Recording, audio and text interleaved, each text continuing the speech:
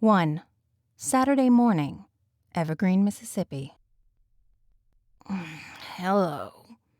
Hey, Kenny. Who is this? Do you know what time it is? Kenny tried to focus his bleary eyes on his bedside alarm clock. Kenny, it doesn't matter who this is. All that matters is that I've heard you've been talking about the Evergreen Project. Kenny's eyes popped wide open, and his upper body sat erect in the bed. What did you say? Don't play dumb, Kenny. You're not good at it. Okay, I told a few friends over drinks. So why call me? Because it was our secret, Kenny. There's nothing to it yet. I know. But I also know what's gonna be there once you guys take care of the Evergreen plantation. We shouldn't be talking over the phone. Don't worry, Kenny. Mine is a throwaway, untraceable. But you never know who might be listening. You're right again, Kenny. I tell you what, let's meet. Where? Go down Burn Down Road, right past the Evergreen plantation. As soon as the high fence ends, there's an old logging road that leads down to the creek. We'll meet at the creek. When? 1 hour. 2. Saturday morning, Evergreen Plantation. The aroma of the strong black community coffee permeated the den in the lodge at the Evergreen Plantation. Wade Dalton loved that smell. "Where are we going to sit this morning?" Mindy Thomas put her arms around him and gave him a hug. Am I going to hunt with you again? I thought it was my turn to sit with Mandy. Wade nodded towards Mindy's twin sister. "We share almost everything, but I'm not sharing my hunting buddy with her. She's going to have to sit with Daddy again." She tightened the grip around his waist. "Bruce, help me. You decide which one I take hunting this morning."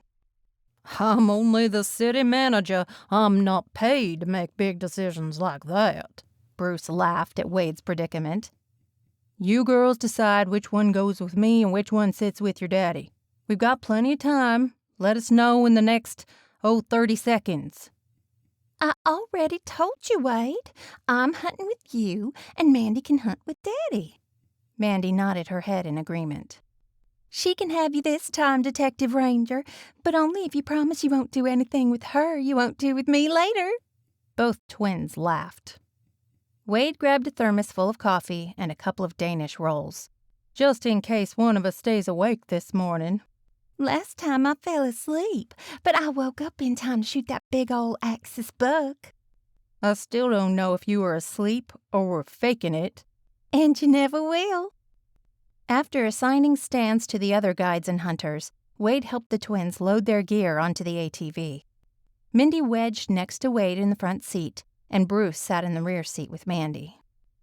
With several thousand acres and over 100 stands to choose from, Wade thought about where he picked for Mandy to find a big whitetail buck this morning.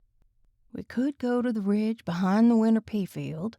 The deer usually travel along it to get back to cover to bed up for the day. We could sit in the stand in the narrow strip of woods between the winter oat field and the cornfield. Deer love getting the last bit of sweet corn before laying down. No, the best place is the one I've chosen. It's above a white oak bottom at the edge of a deep swamp thicket. Perfect cover for an old buck to chew his cud out of sight of any human predator.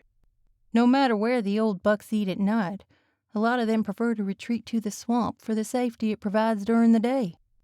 Their favorite route is through these white oaks that produce the sweetest acorns of all the oak trees. It's quite a walk from the main trail for the hunters, but that's also an advantage. Most of my hunters are way too far out of shape to hunt there, so we'll have a stand that rarely gets hunted." Slamming on the brakes, they saw a majestic elk standing in the middle of the four-wheeler trail, interrupting his thoughts. All 4 occupants of the all-terrain vehicle stared at the incredible animal. "He's not in a big hurry to move, is he?"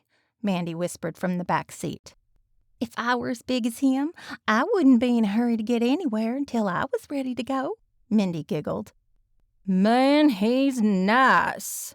Bruce could not take his eyes off this magnificent animal,